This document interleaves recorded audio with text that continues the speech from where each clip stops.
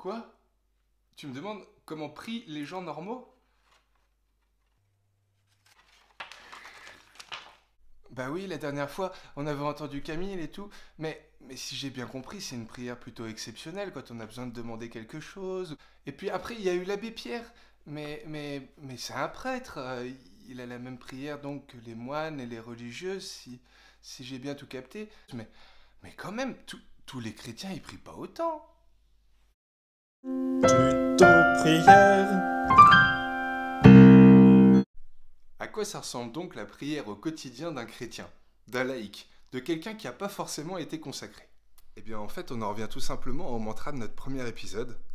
L'important c'est de trouver pour moi aujourd'hui la fréquence de Dieu qui me convient. Il y a des fois on a juste envie de lui dire toute notre rage, toute notre incompréhension. Ah! Il y a des fois où on veut juste lui partager tous nos bonheurs, tous nos merci. Et il y a des fois où juste on l'écoute. Et il y a même des fois où on s'endort. Trouver le moyen qui me permet de garder le lien, l'entretenir et le développer, c'est ça le plus important. Parce que c'est ce qu'on fait avec ceux qu'on aime et qui nous aiment.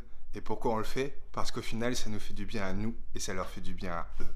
Il n'y a donc pas forcément besoin, comme dans un monastère, de réciter des prières toutes les 4 heures pour être un bon chrétien. Parfois, c'est avec les moyens, les prières les plus simples qu'on est le plus touché. Et peut-être d'ailleurs qu'il en est tout autant pour lui aussi. Mais au fond, si tu te demandes comment prient les chrétiens normaux, ceux qui sont pas prêtres ou religieuses ou quoi, eh ben peut-être que le mieux, c'est encore de leur laisser la parole et de les écouter.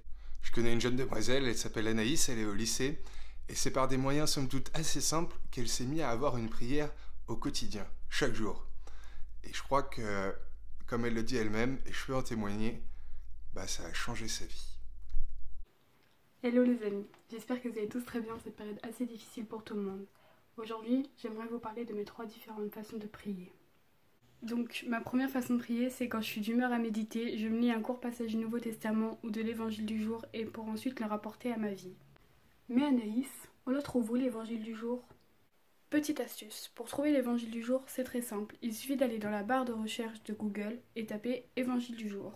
Merci Anaïs. Bon, restons un peu sérieux. Je trouve cette méthode très intéressante parce que je trouve souvent la solution à mes soucis quotidiens. À chaque fois que je lis la parole de Dieu, j'ai souvent des nouvelles réflexions et j'ai l'impression d'en ressortir surtout plus fort dans la foi et surtout beaucoup plus apaisée. D'ailleurs, en parlant de ça, j'aimerais vous parler d'un petit passage de ma vie. Il y a pas longtemps, je parlais avec mon amie Camille et je lui ai dit que j'étais très inquiète pour le coronavirus.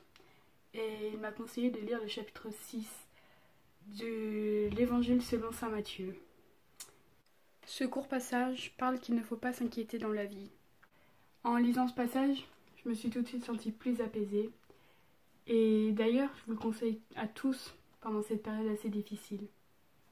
Donc ma deuxième façon de prier, c'est parfois la plus simple. Ce que j'entends par simple, c'est les classiques comme le Notre Père ou le Je vous salue Marie. Elles m'apportent beaucoup de réconfort et beaucoup d'apaisement.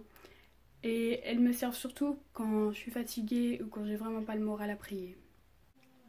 Donc ma dernière façon de prier, c'est la prière du merci, pardon, s'il te plaît. Donc je vais pas rentrer dans les détails pour cette vidéo, mais Mathieu m'a dit qu'il allait avoir un jeune qui allait vous faire une vidéo très prochainement en parlant de la prière du merci, pardon, s'il te plaît, plus en détail. Espérant vous avoir donné envie de prier, j'aimerais vous laisser sur une citation. Même dite isolément, la prière filiale se nourrit d'une conscience fraternelle. Soyez bénis les amis.